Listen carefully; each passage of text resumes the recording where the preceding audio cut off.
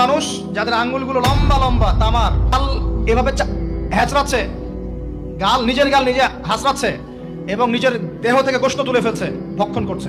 নবীজি জিজ্ঞাসা করলেন সাল্লাল্লাহু আলাইহি সাল্লাম, এরা কারা? কি কারণে এদের শাস্তি হচ্ছে?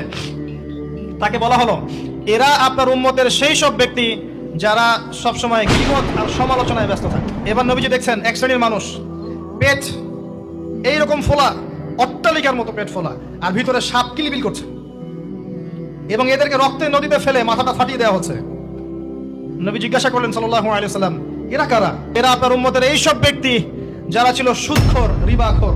মানে এই উম্মতের অন্যতম বড় সমস্যা হবে রিবা, যেটা আমি বলেছি, প্রতিটা সেক্টরে রিবা। সবচেয়ে নিম্ন পাপ নিজের মায়ের সাথে জেনা করা, সবচেয়ে উচ্চ পাপ আল্লাহ এবং তার রাসূলের সাথে যুদ্ধ করা, এটা হলো সুদ। এবং এর বাস্তবতা হচ্ছে এই, ধনী দিন দিন ধনী হবে, গরিব দিন দিন গরিব হবে, এটা বাস্তবতা। রক্ত চুষে খাওয়া হয়, এই কারণে রক্তের নদীতে ফেলা হয়েছে।